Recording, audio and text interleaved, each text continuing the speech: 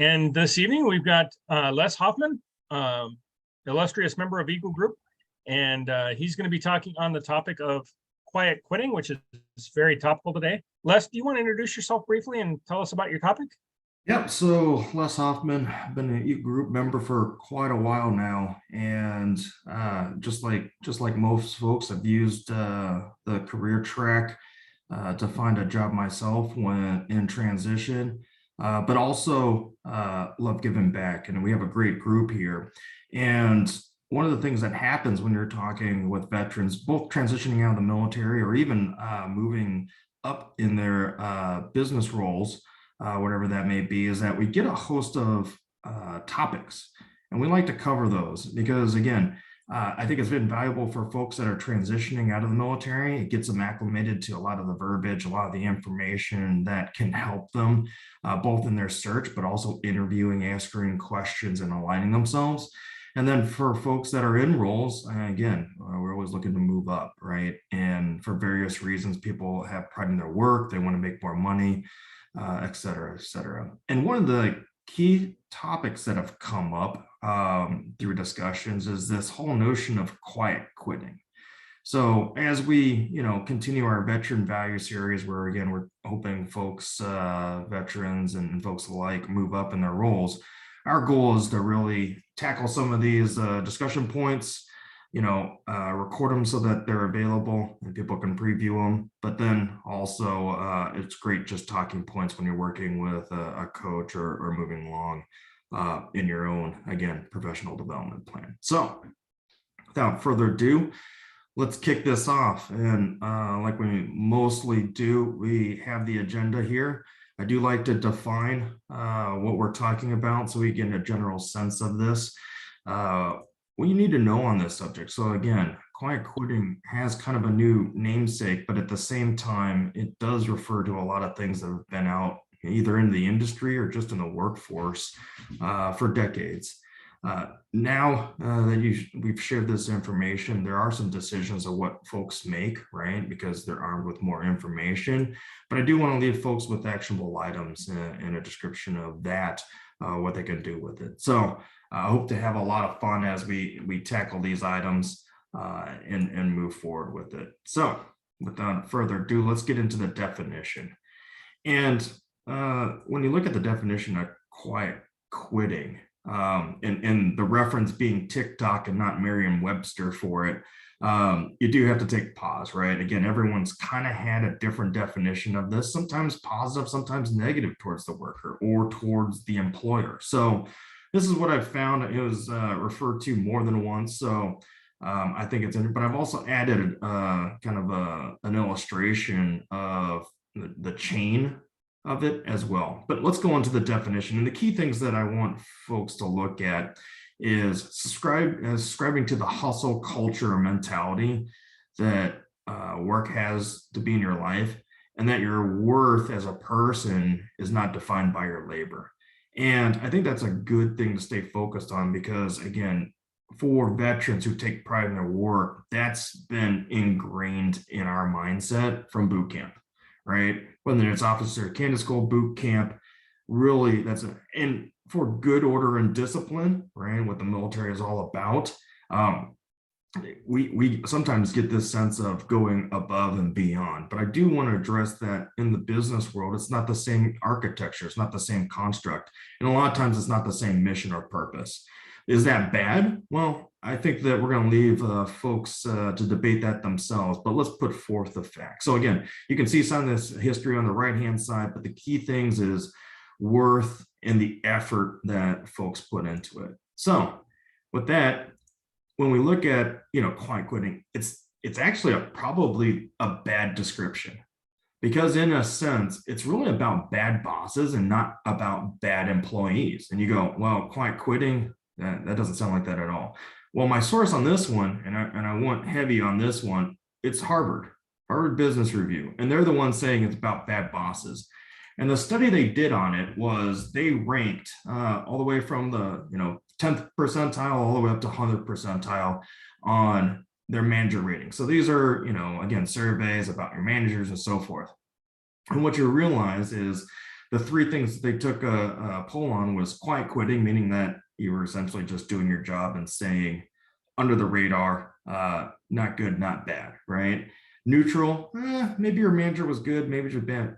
Maybe some days you went in and worked a little bit more, maybe you didn't. And then willing to go the extra mile. I mean, we all know what that means is that you're staying late, you're working on additional projects. You really have faith either in your leader or the company themselves that's propelling you to do more than what's being asked. And you can see statistically as you go up each 10 percentile, how the quiet quitting essentially decreases because, again, folks are realizing they're part of a purpose, or they're making an impact not only in their job, but maybe some of the products they have making an impact on the world, right?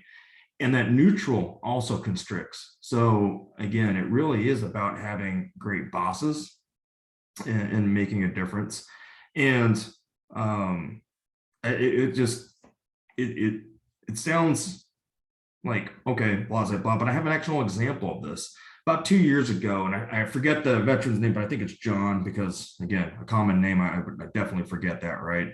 But he had used essentially Eagle Group's career track, and he was looking at, I believe, it was like a maintenance type role, and they would go out, they'd refurbish or replace certain maintenance items and so forth. And he really took a job that it was, I think, supervisor, but nothing fancy. In fact, and the way he portrayed it was, hey, I'm going in, get essentially my foot in the door. I know a lot of the technical pieces coming from the military, the Army, and from a maintenance standpoint, he can learn the rest, right?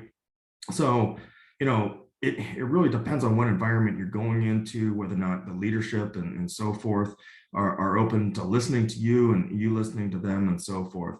But within 2 months, he was promoted to director and in charge of essentially the whole maintenance group.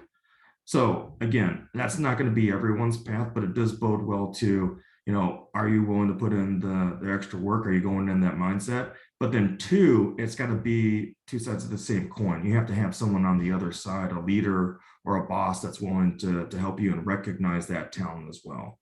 So with that being said, well, why now, right? COVID has put this front and center, right? And with flexibility in jobs, sometimes you don't have someone just standing over your shoulder or standing over your cubicle or right in the middle of the whole, office time situation, right? So with flexibility, the premonition that your boss is still kind of hovering over you, putting pressure or demands on you, is still there. And what you'll see here is, really the work-life balance for flexible job options of where you get to work and so forth increases. Well, that's a no-brainer, but again, COVID almost forced that on. And there was really not a statistical argument before, right? It's not like people would just go, hey, let me go test this out. I'm gonna go work from home for a week and I'll let you know how I feel, right? This was everybody in the mass of folks having to work from home, the different industries, the different role types. I mean, there was just droves of data coming in. But the key thing that I want folks to focus on, maybe that third grouping, the percentage of those whose bosses' work habits make work-life balance easier for them, is key. Again, this is really honing in on the leadership, who's running teams, who's managing those teams effectively, right? And from an individual standpoint, it really is self-management, right? Whether or not they're able to do what they can do. The other key piece there is time management, right? Again, we all get 24 hours. What do? Stress management. Each individual handles stress, pressures, deadlines, objectives differently, but then also stress management on, the family, the out of work scenarios, right? And then managing change is huge as well, because there's changes within, just folks' life. They're in a different stage of life. There's different demands and so forth. And then obviously we know business is always changing, especially the technology piece, right? And then, really the last element of this is how folks manage their leisure time. And so again, COVID has put this to the very forefront. No, it's gaining momentum. So again, COVID might have been the catalyst, but look at the folks, number of quiet quitting. This is essentially, a graph, and I'll talk to it. Just 64% of people fear returning to work because if they feel it will affect their mental health. Half of employees would rather resign than returning to the office full time. And 66 of companies are adding new benefits to better support mental health and well-being, and also that flexibility in schedules. And the fact is that this disruption has forced innovation on both sides, both employees saying and contributing to surveys about what would make it more effective. But it's also created some polarization, right? Again, a company needs to succeed, needs to make money, needs to drive revenues in order to support the workforce, right? So again, I think it's brought it to the forefront. I don't think any company's necessarily figured it out completely, but while folks are transitioning, they need to ask questions. These aren't something that probably have made it to the websites.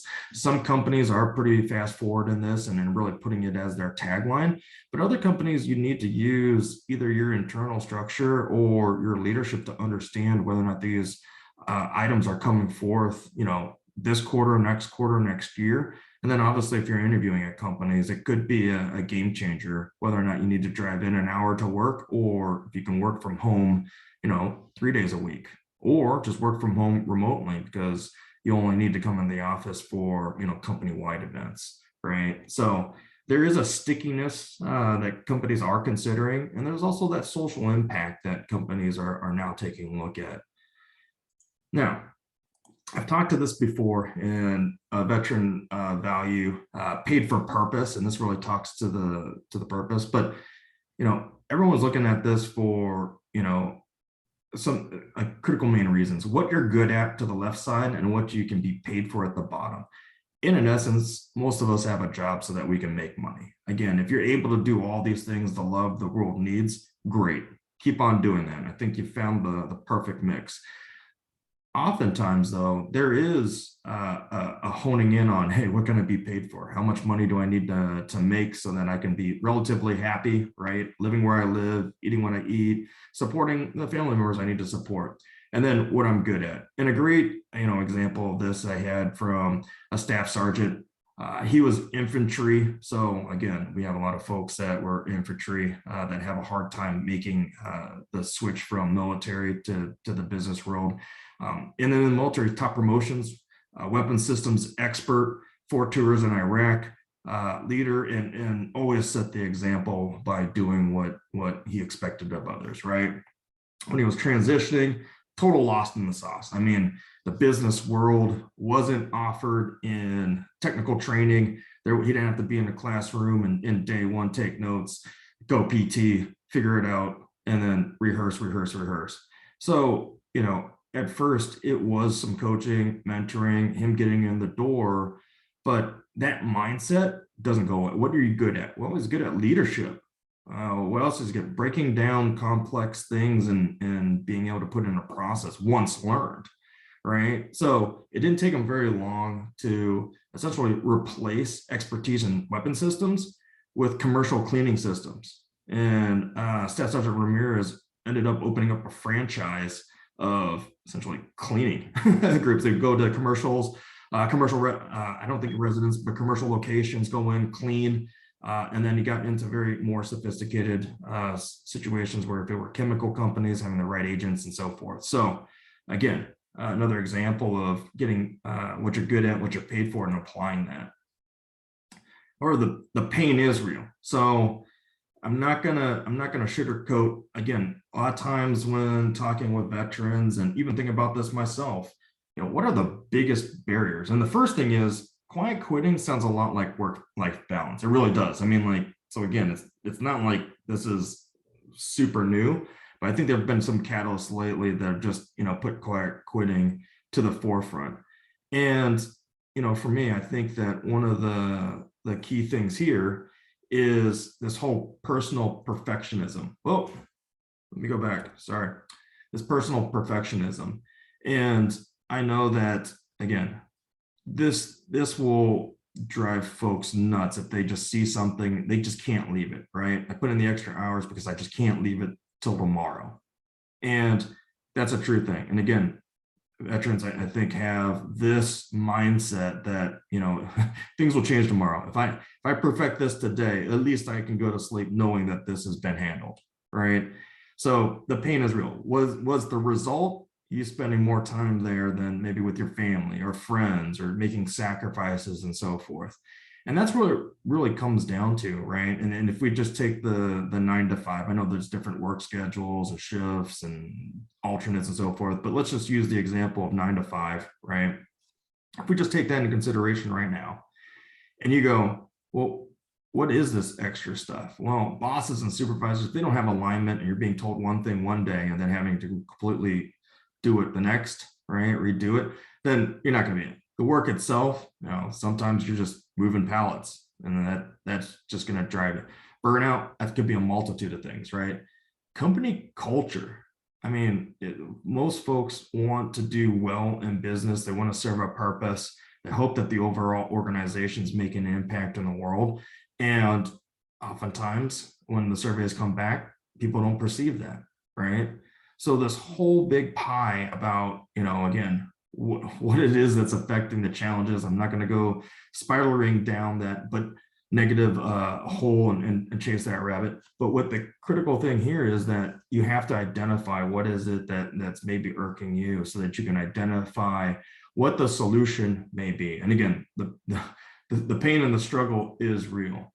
But here's another thing that I'll pull out, and this is usually taboo, especially when you know, talking to manager, or so I thought. All right, and let me explain. Does the concept of extra work actually pay off? And I found this chart, and I blew it up, so I apologize for a little bit of fuzziness, but what I think you can see here is the deviation between productivity of a typical worker's compensation and the net hourly compensation that they're actually being paid. Statistically, no. Now, there's going to be, you know, different roles, different positions, and maybe just, again, different bosses and so forth, where you can excel very quickly. Great.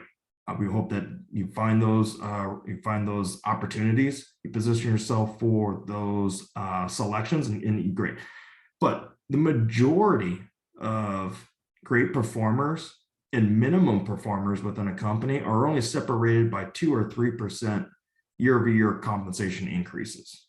2 to 3%, with the minimum performers getting nothing, right? It's just they get what they get the previous year, and great performers maybe getting 2 or 3, and it's kind of spread out between everybody in between, right? And what you see here is that from, was it 1973 and on, that's remained pretty flat. And you can see on the news lately that they talk about the stagnant wages, yet increases in all these other things. And yet I can tell you for a fact that corporations and executives, they have been pulling levers in which to make productivity, revenues, net profits bigger for companies, right? So, but when you boil it down to your own personal, I do put that caveat out of there. You have to know what situation you're in, but does extra work pay off? And again, the answer is statistically no. So if you put in the extra effort, does it mean you're going to benefit? Well, no, right? And so does quiet quitting sound really good about now? Maybe, which is a good segue into my next one slide, which is be very careful, right? I know that, again, folks, the sound of, hey, I'm working 9 to 5, having that just be, I cut it off, I detach, I go live my life, that's great. However, in what we describe for quiet quitting, right, as doing that, working the 9 to 5, doing what you need to do, getting it done, sometimes that's not enough, meaning that, again, if you're in your role and you're just going to somewhat coast, right, you're able to meet expectations, inflation is going to beat you, right? That 2 to 3% increase in your salary or performance can get beat by the 8.6% of inflation, meaning that everything's going to cost more: food, energy, gas prices, and everything that goes into a cart, essentially, right? Clothing and retail. So inflation is really gonna outpace So you do need to be thinking about performance. And that'd be the first thing that I say is that, again, quiet quitting, be careful. You don't want to get into a mode where you can't turn on the jets and really start performing, especially if it's something that you can do within the 9 to 5. Earning expectations. Again, if you have higher earnings expectations and you're coasting, then you're probably not going to be looked at for those. If your earning expectations are, hey, I'm doing well right now, then you also have to make sure that you're just in essentially aligned with where you need to be, where your retirement plan is. I know it sounds like really boring stuff, but you don't want to be caught off guard when you might be in the prime of your earning, but you don't get it, right? Or you just don't go after it. And that leads me kind of into market corrections. A lot of folks are put into their own plans, meaning that enterprises don't have pensions. There's definitely groups that have them still there, but in many cases, they're still underfunded to the point where Sears was maybe 2 decades ago, where if you sold gloves in the retail section and you had the pension from Sears, you would essentially retire a millionaire. So that's long and gone. So a lot of folks have 401ks, or they have stock, or they have mutual funds, even bonds. Bear market corrections right now are essentially correcting. You can see dives in essentially the S&P 500 or the NASDAQ happening daily. There's going to be corrections in there. So again, when you're looking at coasting and you have money set aside, depends on when you take that out, because it's definitely diving right now. And the last thing is the macro environment. There's been a lot of pressure on enterprises to make money, right? They've held pricing stagnant for quite a while. And the fact that we're only seeing this inflation spike in May means that a couple months earlier, they were essentially holding their pricing. They may have been absorbing costs of providers to try to get, again, a competitive advantage for consumers, but the gig is up. Investors want their money. They're going to have to make profits. So they're going to have to raise prices. And in some cases where they have an excess of inventory, they have an excess of a lot of things, they don't need the workers. So rounds of layoffs could come and happen. And if you're sitting in the middle of the pack, you could be 50-50 on the cut line. So again, there's no way to necessarily know that unless you're part of the management team that are doing the cuts. And sometimes it's those managers that get cut also. And that could be a very weird situation. But the remedy to that is obviously think about not being at the bottom of the pack, right? So with that being said, what can you do about it? And I mean, I like this one first: work hard, play harder. It's one of those things that it's got to fit your personality. And the example here I have is I had a gunnery sergeant in Henderson. His wife was a pure example of this. In the morning, she'd wake up the kids, pack them up for school, right? Then she worked a 9 to 5 job. I think it was probably at a retail shop, right? Then after that, she'd pick up the kids. She had an arrangement after work or so forth. She'd pick up the kids, make dinner. Then she had like a side hustle doing cosmetics. She loved doing that. Then she'd put together like a late night neighborhood happy hour with the other parents after the kids were either put to bed or on their own program, right? Then she'd clean up that and then kind of repeat it. And then on the weekends, she'd throw like theme parties. And just, it really is about the satisfaction in living life, right? And tiredness was not ever a relevant part of her life. She was going to keep on doing, right? So the work and the play really looked the same, right? I know some people get exhausted just hearing that. But the flip side of that too is when you're working hard, right, within that 9 to 5, you are less susceptible for, being perceived as coasting, so forth. The other thing too is if your life, right, the life part of it when you're playing, has it, you see more things at the end of the horizon, especially like vacations and so forth. You have a light at the end of the tunnel. So again, work is going to be work. I'm one of those folks who just call it how it is. Not try to sugarcoat it. So if you're going to do work, you might as well do it to the best of your ability for the time and the notion that you're going to put towards it. And, if you're going to play harder, well, then you should spend the money while you're capable and have the means to do so. That's just maybe a little more of a Les Hoffman take. But level up your communication. So here's another point. You ever feel like you have so many more emails than you have solutions in the email chain? And if you do, sometimes the best thing to do is to be that conductor and organize or add value in that chain. Hey, so and so, added their 2 cents, which was just 2 more challenges. Then just list out, we have 5 challenges in this, right? And what you're trying to do is within that 9 to 5 expectation, organize, assign, evaluate solutions, decide, and then agree on who's going to commit to what. And if you can do that, then you become a critical part in that 9 to 5. It also helps cut out all the extra communication, which drags out till like 5, 6 p.m. Right? And I just say try it because it's definitely a game changer.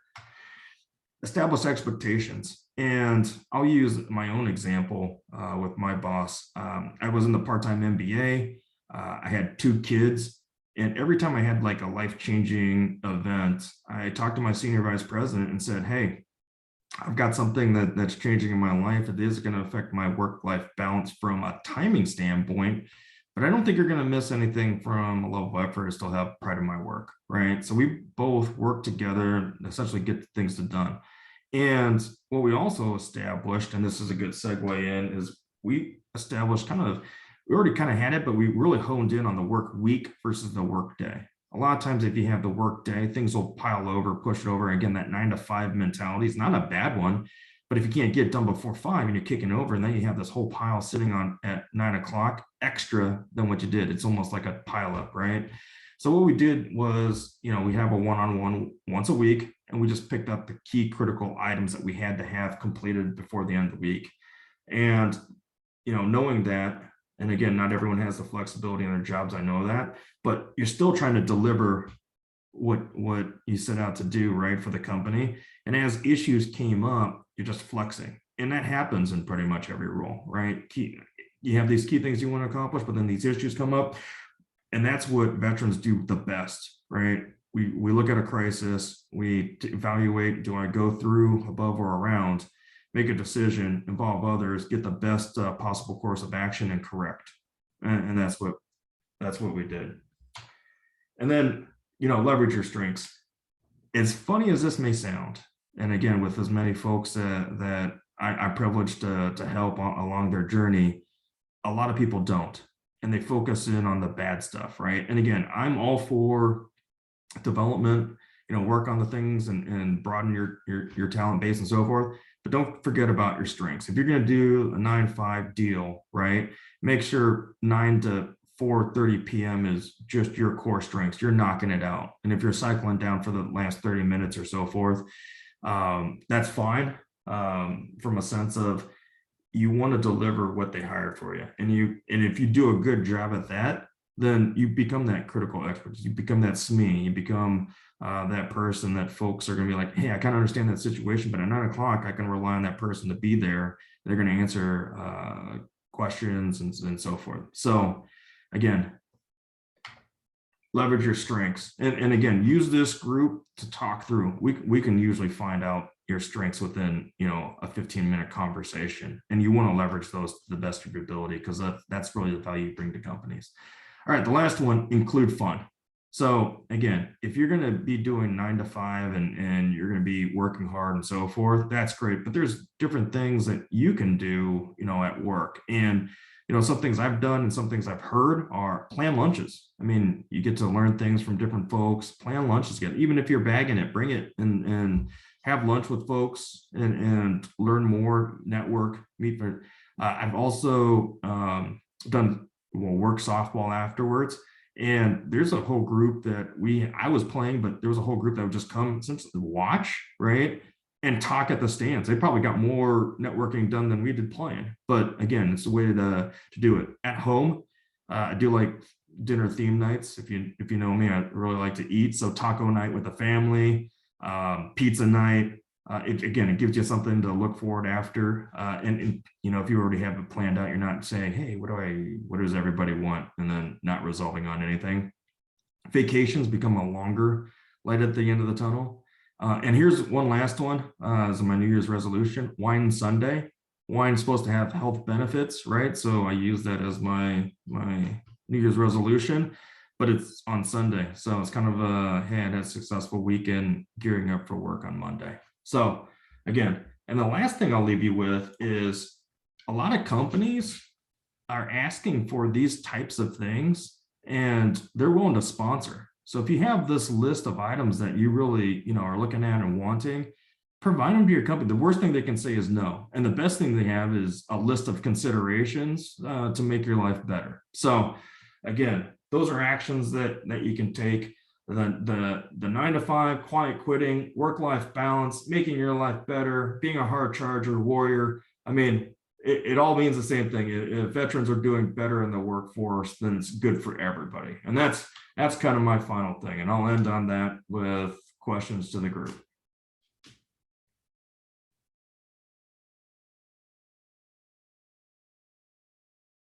Thanks, Les. Appreciate that. I'm going to end the recording and then we can go to Q&A. Yep.